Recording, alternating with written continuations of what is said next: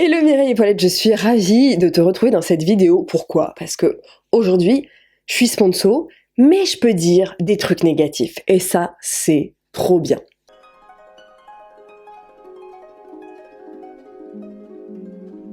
Aujourd'hui, on va faire une review complète sur la nouvelle gamme de maquillage propre à Mademoiselle Bio. Donc avant, ils avaient sorti une gamme capillaire notamment, une gamme ensuite skincare et désormais, tu as du make-up. Et autant te dire que je suis très contente de te faire cette vidéo parce que vraiment, il y a des pépites dans ce que je vais te présenter. Et non, je ne te dis pas ça parce que je suis rémunérée, je te dis ça parce que je suis réellement convaincue et que depuis que j'ai les produits, c'est-à-dire plus de 2 semaines et demie, je les utilise quasiment tous les jours. Alors, j'ai fait une liste avec un cahier, avec des points positifs et des points négatifs en rouge, comme tu peux le voir. Commençons du coup par le fond de teint liquide. Donc le fond de teint liquide, en fait, il a un petit peu cette texture quand même très crémeuse. Il s'applique très bien sur la peau. Honnêtement, il a une très très bonne couvrance et en plus de ça, il est totalement modulable. C'est-à-dire que si vous voulez vous en servir aussi un petit peu comme anti-cerne, vous pouvez totalement. Il y a un pinceau qui est livré avec d'ailleurs les pinceaux qui sont faits en Italie pour s'appliquer le fond de teint comme ça. Alors moi, j'aime pas du tout les pinceaux plats comme ça pour faire le fond de teint.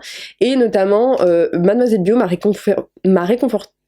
réconcilié avec les Beauty Blender puisqu'ils ont sorti un Beauty Blender à leur marque et honnêtement je le trouve très bon, même pas humidifié, je trouve que même sans être humidifié il est très bon et je trouve que justement travailler le fond de teint avec le Beauty Blender donne une couvrance supplémentaire. Bref, je trouve ça très agréable et ça se fait très bien. On voit que les produits en tout cas ont été étudiés pour fonctionner ensemble puisque même le pinceau plat je trouve que ça fonctionne même si je suis pas une grande fan. Alors c'est un fond de teint que j'ai porté toute la journée. Faut savoir que au quotidien je ne porte pas de fond de teint. En général j'en porte pour mes vidéos YouTube et pour des tournages, sinon j'évite, je laisse ma peau acnéique respirer le plus possible. Et j'ai souhaité voir jusqu'où il pouvait en fait aller, ce fond de teint et honnêtement j'ai passé toute une journée avec, donc je l'ai mis à 9h30 du matin et j'ai voulu voir ce que ça donnait. Donc j'ai été notamment chez l'orthodontiste où le mec a fait des travaux dans ma bouche pendant 1 heure, donc à me déplacer, tu vois, toucher mes joues, tu vois, à faire des trucs et tout machin. Donc forcément ensuite j'ai mis le masque par-dessus puisque j'étais dans la salle d'attente pendant un quart d'heure et puis après le temps de faire les papiers, de payer, de machin, de trucs, donc le masque, le temps de rentrer chez moi machin. Et honnêtement à midi je trouvais que malgré le fait que l'orthodontiste m'ait touché le visage avec ses mains, parce que tu sais il palpe à l'intérieur des trucs, enfin il fait des trucs bizarres l'orthodontiste, et honnêtement, il avait pas bougé, j'étais en mode ah ouais quand même pas mal, respect. Et en fin de journée, je me suis dit bah tiens, si j'allais courir avec mes chiens, donc je suis partie faire 3 km et demi dans la pampa et j'ai eu très chaud parce qu'en plus de ça, je me suis fait un peu surprendre par la température que je pensais plus fraîche et je me suis dit ça y est, ça va couler, il va y en avoir partout.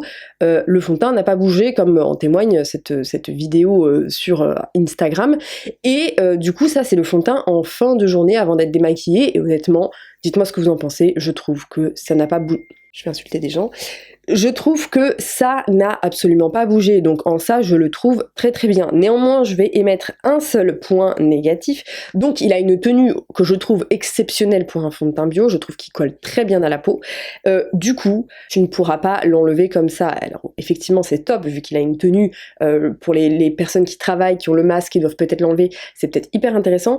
Par contre pour une personne qui a une peau hyper casse-couille comme la mienne, ultra comédogène, le moindre truc un peu trop occlusif, ça va faire des boutons, ça m'a fait un petit peu d'acné. Alors rien de dramatique, forcément avec ce type de produit, je m'attends du coup à ce que ce soit comme ça, et puis peut-être que le fait d'avoir fait du sport et d'avoir transpiré en dessous n'aide pas. Néanmoins si vous avez une peau ultra comédogène, je ne vous conseillerais pas ce fond de teint et de toute façon je ne vous conseillerais pas de mettre du fond de teint tous les jours, voilà, Captain Obvious. Là d'ailleurs j'ai des tournages de prévus, dont un dont je vais devoir transpirer, voilà, où je vais devoir mettre le masque et tout, et bah clairement c'est ces fonds de teint là que je vais prendre. Par rapport au fond de teint poudre, alors celui-là, très clairement, ça c'est un de mes gros coups de cœur parce que je le trouve, en fait je le trouve par rapport notamment au Lily Lolo que j'adore beaucoup, la poudre est beaucoup plus fine et du coup elle se dispose vachement mieux sur le teint et du coup ça ça fait potentiellement moins de paquets si t'es pas doué avec le make-up. Sur une peau nue sans fond de teint en dessous, j'adore mettre le fond de teint poudre directement comme ça pour rehausser la couleur, parce que du coup, comme je fais beaucoup de peeling chimique aux AHA, acide glycolique et tout, mon visage est beaucoup plus clair que le reste de mon corps, forcément, puisqu'en plus je mets de la crème solaire. J'adore l'utiliser avec le kabuki. Le kabuki est juste fou, il est hyper doux, hyper dense, très très belle réussite, voilà d'ailleurs. Quand je le pose en plus par-dessus le fond de teint en dessous ne se déplace pas, ça rajoute juste la couleur qu'il faut pour matcher le reste de mon corps, donc c'est très bien. Il a une bonne couvrance pour un fond de teint poudre, je le trouve très agréable à porter, il est confortable, il matifie également très très bien, donc ça c'est important pour les peaux notamment grasses.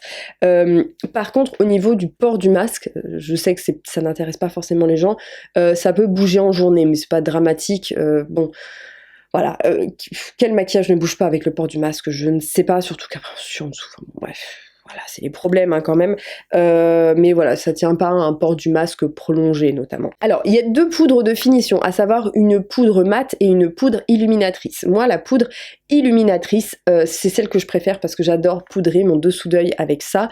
Je trouve que la poudre est très fine, ça fixe vraiment vraiment bien du coup l'anti-cerne et le concealer en dessous. Il y a quand même des paillettes quand on le swatch comme ça. Par contre, je trouve que du coup appliqué avec le gros pinceau poudre, d'ailleurs qui est très bien. Écoutez, j'aime beaucoup les pinceaux, je suis assez fan. Je trouve que du coup ce côté un peu illumination, on le voit un peu moins. Il est très discret du coup, ça va pas être un highlighter. Après si tu veux un highlighter très léger, je pense que tu peux le prendre avec un tout petit pinceau et venir l'appliquer sur les points de lumière. Je pense que ça se fait carrément. La poudre matifiante, je suis un peu moins fan parce que moi je préfère les teints un petit peu plus glowy. Elle est très bien, mais c'est pas ce que je préfère. Donc pour ce qui concerne le correcteur couleur, donc vous en avez 3, vous en avez un vert pour tout ce qui est rougeur, vous en avez un abricot pour tout ce qui est cerne et vous en avez un troisième dont j'ai oublié le nom, ce qui est on va dire pour les peaux un petit peu plus mat. Moi j'utilise la couleur abricot justement sur tout ce qui est cerne et je trouve que ça annihile très très bien la couleur de mes cernes. En plus de ça, la texture en fait elle est assez fine et ça permet justement de rajouter encore une couche de correcteur par-dessus et ça fait pas cakey, ça se travaille très bien au Beauty Blender, donc écoutez, pour moi c'est un 10 sur 10. J'ai pas testé le vert, quand bien même j'ai de l'acné et des rougeurs, je suis pas très à l'aise avec les correcteurs verts, je ne l'ai jamais été. Donc si vous avez des cernes très marquées, je pense que effectivement le correcteur couleur abricot, c'est un indispensable. Ensuite, un de mes coups de cœur, c'est très clairement le correcteur. Donc moi j'utilise actuellement la teinte C9 qui est la teinte la plus foncée du coup disponible. Et honnêtement, je pense que ça se voit déjà dans le close-up, je l'ai déjà bien creusé. Je trouve que la texture est extrêmement crémeuse, mais en plus de ça hyper pigmentée. Il n'y a pas besoin d'en mettre beaucoup. Tu peux le travailler soit au doigt, soit du coup au Beauty Blender. Moi je préfère le faire au Beauty Blender. Il se pose super bien, il tient vraiment super bien, il illumine le dessous de l'œil comme il faut. Vous pouvez aussi l'utiliser du coup sur les zones à problème, même si j'aime pas dire ça, sur le reste de votre visage si vous avez des petites rougeurs ou des bricoles comme ça. Écoutez, j'ai rien à redire, honnêtement, je n'ai rien à redire à ce correcteur, je le kiffe, achetez-le pour le prix, il est trop bien, moi j'adore. Ensuite, pour ce qui est du blush, donc c'est un blush que tu peux mettre également sur les lèvres. Il a une texture crème, vous avez également 3 teintes. Alors moi, ma préférée, c'est très clairement la corail éclat, et donc tu peux le mettre à la fois sur les joues et sur les lèvres. C'est une texture crème, et honnêtement, je préfère 1000 fois le mettre sur mes joues que sur mes lèvres. Pourquoi? Tout simplement parce qu'en fait, mes lèvres, elles sont un peu trop proches en termes de couleur, et du coup, ça se voit, bon, ça se voit sans se voir, et comme mes lèvres, en fait, sont très... j'ai des lèvres pulpeuses mais avec des petites stries dedans et donc du coup ça fait forcément des espèces de rides dans ma bouche, c'est pas dramatique mais bon voilà, j'ai pas d'acide hyaluronique dans mes lèvres et du coup forcément ça me marque un peu ces petites stries. Donc si vous avez ce genre de bouche là, peut-être que ça vous gêne, voilà, c'est peut-être des no-go pour vous, je vous le précise. Il y a une bonne pigmentation, moi ce que j'aime bien le faire c'est aussi l'utiliser sur mes yeux pour faire une espèce de petit halo très rapide le matin. Et au niveau notamment de la tenue, si vous portez le masque, très clairement je trouve qu'au niveau de la tenue ça a un peu de mal, il faudra forcément le poudrer par-dessus, donc avec notamment la poudre de finition glowy ou matifiante comme vous voulez. Mais je trouve que le blush est honnêtement sympathique et je trouve que c'est très harmonieux en fait avec les textures qui ont été créées à côté et que ça se marie très très bien. Alors j'ai reçu également une pommade à sourcils. Écoutez, je suis pas une spécialiste en pommade à sourcils étant donné la quantité de sourcils faramineuses que j'ai. Écoutez, ça matche bien avec ma couleur. Le seul truc que je regrette, c'est qu'il n'y ait pas eu par exemple un pinceau double embout avec un embout biseauté et un embout coiffant comme ça. C'est un pinceau un peu plus rétro. C'est un pinceau comme ça et du coup il faut que tu utilises le pinceau eyeliner. Alors ça, tu vois, ce genre de pinceau, je suis moins fan, donc peut-être pour le mascara, etc. Bon voilà, il y a peut-être une utilité. Ça, on va dire que ce genre de pinceau, moi je suis pas fan, et d'ailleurs je ne sais pas vraiment à quoi ça sert, sauf quand t'es maquilleuse. Maintenant on va passer à un sujet délicat, c'est le mascara. Et autant vous dire que je l'aime, autant que je le déteste. Pourquoi? Alors déjà, la brosse, j'adore, c'est une brosse en silicone qui sépare bien les cils. Ça sépare bien les cils. Je trouve qu'il y a peut-être un chouille trop de produits sur la brosse, mais rien de dramatique, il suffit de les essorer correctement. Je trouve la brosse très très bien faite parce qu'on a justement le petit picot boule au bout pour les zones de précision et justement on a ce côté silicone-like qui grippe bien les cils, qui les élonge bien. Au niveau, écoutez, de la matière, c'est assez crémeux, ça s'étale bien sur les cils et ça enrobe bien les cils. Il y a aussi une très très bonne tenue du mascara parce que ça je l'ai testé sur plusieurs jours et je sais qu'il y a des mascaras bio qui s'effritent ou alors qui me piquent les yeux lorsque je pleure, parce que je suis quelqu'un qui pleure beaucoup mais pas d'émotivité, parce que quand je baille je pleure, quand je suis fatiguée je pleure, mais pas moins hein, c'est genre j'ai des larmes qui coulent, bref j'ai des yeux larmoyants, voilà c'est ça là. C'est ça le truc. Mes yeux sont larmoyants et donc souvent il y a des mascaras, je crois que c'est ceux qui contiennent du sodium benzoate. Faudrait que je vérifie quel est le conservateur de celui-là. Il y a du sodium benzoate et en fait dès qu'il y en a dans mes yeux ça me brûle. Il faut que absolument que j'aille me démaquiller. Bref, ça m'est déjà arrivé, c'est l'horreur parce que du coup je chiale encore plus. C'est nul. Ah putain, il y a le soleil qui revient. C'est de la lumière divine. Je vais devenir toute blanche. Donc, au niveau de la tenue, elle est très bonne puisque j'ai fait du sport avec et à part un petit truc qui avait coulé parce que forcément bah tu transpires, tu cours, t'es là. Donc oui, ça a coulé un peu sur ma cerne, mais là encore rien de dramatique. La brosse est précise. Je trouve aussi, truc intéressant, c'est que moi j'aime bien me recourber les cils, c'est que ça tient la courbure. Il garde la courbure du coup dans la longueur de la journée, et en plus de ça, c'est que c'est une texture qui est modulable. Et là, on va arriver au truc. Putain, le plus gros défaut de ce mascara, ce pourquoi je vous le recommanderais ou je ne vous le recommanderais pas en fonction, c'est qu'il met 10 piges à sécher. Mais genre, quand je vous dis 10 piges, il met 10 piges. Et c'est vraiment ce qui fait à la fois sa force et à la fois sa faiblesse. C'est que, donc, si vous êtes une meuf qui met 30 piges à faire son maquillage et que vous pouvez très bien passer du coup à la bouche, aux sourcils, au teint, pendant que le mascara pose, ok, pas de souci. Par contre, si vous êtes comme moi, le genre de nana, en fait, il faut que ça soit sec tout de suite pour que tu puisses en remettre direct une deuxième couche et que ensuite il faut que tu réestompes un truc. Mais en fait, le problème, c'est que si t'as le malheur d'une brosse qui touche, et ben ça va... Enfin, alors c'est peut-être un gros no-go pour vous. Cependant, j'ai trouvé la technique. Il suffit que tu prennes un vieux tube de mascara, tu sais, à moitié vide, tu repasses par-dessus, et en fait, je sais pas, le mascara sèche instantanément. Donc voilà, tu gardes ton vieux tube de mascara qui sèche hyper vite, tu passes par-dessus, problème réglé. Donc par rapport à ça, c'est cool.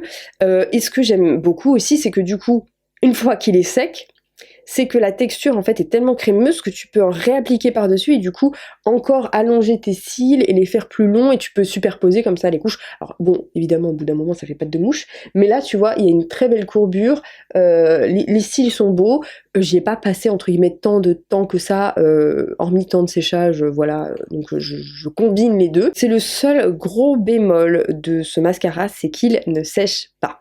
Enfin, il sèche pas. Il met 10 piges à sécher et ça peut être gênant pour certaines personnes. Alors, on va rentrer dans un sujet qui fâche, ça va être le nombre de teintes disponibles. Donc, c'est le premier truc, en fait, moi, qui m'a fait tiquer chez Mademoiselle Bio, c'est que quand j'ai reçu les teintes, je me suis dit, ah merde, je suis déjà au bout de la range de teintes. Par exemple, mon fond de teint poudre, c'est déjà le M9, et le M9, c'est déjà le plus foncé. Alors, ok, je reviens de vacances, ok, je suis encore bien bronzée, voilà, hein. Je suis encore bien bronzée, donc j'ai posé des questions par rapport à ça, et Mademoiselle Bio m'a expliqué que tout simplement, en fait, ils ont fait donc du coup une étude de marché, comme ils vendent déjà des fonds de teint sur leur site, ils ont fait un calcul très simple, ils ont vu quelle teinte partait le plus, et du coup ils se sont dit bah on va produire les teintes qui se vendent le plus. C'est un peu cohérent dans le sens où quand tu lances une marque, tu dois commander des litres et des litres et des litres et des litres de fond de teint ou des kilos de poudre, poudre pour rentrer dans tes frais, sinon tu ne peux même pas passer la commande. Ne sachant sur quel pied danser, ils ont préféré la sécurité, ce qui s'entend totalement. Alors j'espère sincèrement que la gamme de teintes va s'étendre parce que honnêtement les produits sont très bons. Voilà, c'est honnêtement le seul point qui me fait tiquer aujourd'hui. Point négatif positif, là aussi c'est un entre-deux, ça va être les packaging. Je trouve les packaging splendides, honnêtement je trouve que c'est très réussi. Sauf que le problème qui se pose, c'est que comme moi j'ai reçu beaucoup de références pour pouvoir tout vous tester, c'est que en fait quand je veux me retrouver à chercher telle ou telle pommade, tel ou tel concealer, tel ou... Bref, en fait, je sais pas. Je sais pas, donc je suis obligée de tâtonner, de regarder en dessous, etc. Donc le packaging est à la fois très beau, très réussi, et à la fois extrêmement peu pratique dans le sens où si tu achètes comme moi plusieurs références, et si tu fais pas attention, tu peux être très vite, tu peux très bien prendre ta pommade à sourcils et la prendre pour le blush, et voilà, et bonjour les dégâts. On va dire que si tu achètes toute la gamme, effectivement, il faut penser à être ordonné et à les disposer de façon à ce que, en tout cas, tu retrouves plus facilement qui est quoi. Bon, après, quand tu ouvres le produit, tu vois que ceci est un concealer et pas la pommade à sourcils. Mais peut-être que si tu as des problèmes de vue, peut-être que c'est pas les produits adaptés. Et ensuite, petit truc qui me chafouine un peu, voilà, que je trouve bien, mais en même temps, ça m'agace un petit peu, ça va être le packaging des poudres. Les poudres sont vendues avec le petit couvercle, et en fait, quand tu ouvres la poudre, tu as encore un autre couvercle à déclipser. Ce qui fait qu'en fait, quand tu dévisses ta poudre, c'est bien, tu n'as pas de poudre partout qui tombe, mais du coup, pour sortir la poudre, en fait, comme moi, je remets souvent du fond de teint, t'es obligé de faire tac, tac, tac, et du coup, c'est pas... on va dire c'est un petit peu moins pratique, ou alors du coup il faut que tu ouvres le truc, que tu mettes de la poudre dans le récipient là, enfin tu vois il y a un petit peu de manipulation. Par exemple avec le Lily Lolo, alors oui j'ai un peu de la poudre partout mais j'ai moins de manipulation, c'est plus simple, tu vois je fais tac tac tac, bim bim bim et voilà je fais ma petite soupe sur mon visage. Là voilà un petit peu plus de manipulation, mais là pareil je chipote sur des détails. Bon, voilà. Quand je vous dis que je teste les produits, je vous en fais une revue complète. Donc voilà, au niveau des packaging, ça de toute façon c'est un retour que j'ai fait à la marque. Ça vaudrait le coup qu'il y ait effectivement soit un code couleur pour les concealers, soit un code couleur pour les blushs notamment, ou alors des pictogrammes comme ça qu'on puisse directement spotter de qui est quoi et éviter de se tromper. Mais là encore, c'est une problématique qui se pose si vous achetez toute la gamme de make-up. Conclusion, ce que je vous recommanderais si vous avez en tout cas une peau comme la mienne qui est extrêmement comédogène, tu cherches pas forcément spécialement beaucoup de couvrance pour tous les jours puisque tu ne souhaites pas porter du maquillage au niveau notamment du masque. Ce que je te recommanderais ça va être le correcteur couleur et le concealer que je trouve très très bon, avec notamment la poudre illuminatrice pour fixer du coup le dessous de l'œil. Si vraiment tu veux aller un step plus loin et éventuellement travailler le teint de temps en temps et que tu n'es pas extrêmement complexé notamment par tes imperfections et que tu souhaites juste uniformiser en fait ton teint sans pour autant entre guillemets avoir un teint zéro défaut, que tu souhaites juste tout simplement voilà uniformiser, le fond de teint poudre est très très bien, très fin, très léger, ça gomme les pores, c'est ça qui est plutôt intéressant. Et si tu n'as pas de beauty blender, je trouve que le beauty blender est particulièrement agréable, ainsi que le kabuki. Si vraiment voilà je devais te conseiller que quelques produits de la gamme, le kabuki avec lequel tu peux un peu tout faire, tu peux poudrer le dessous des yeux si tu t'y prends bien. Bon voilà, les deux se valent. Moi j'utilise les deux ensemble parce que je trouve que lui il est plus voilà, il est plus mou, donc tu peux plus aller notamment dans le pli des yeux, tout ça.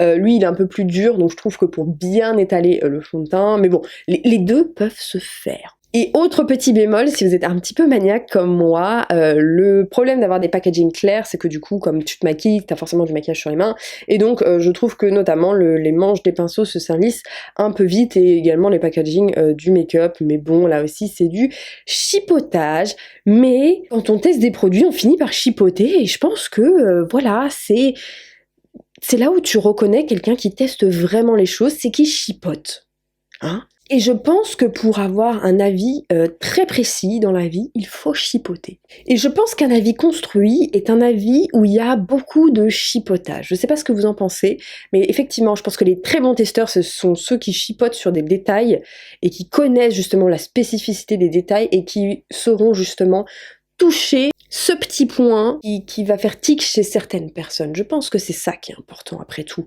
lorsqu'on teste des produits tels qu'ils soient. Bref, écoutez, moi j'adore ce make-up, je l'utilise tous les jours. Même le mascara, même si j'ai envie de meurtre des fois quand je le mets, puisque je saccage tout. Honnêtement, Mademoiselle Bio ont fait du très beau boulot avec cette gamme de make-up. Je trouve que les prix sont relativement accessibles pour du maquillage bio avec une telle qualité. Donc écoutez, je suis très contente. Tous les liens sont en barre d'infos et moi je te dis à très bientôt pour une prochaine vidéo. Bye bye!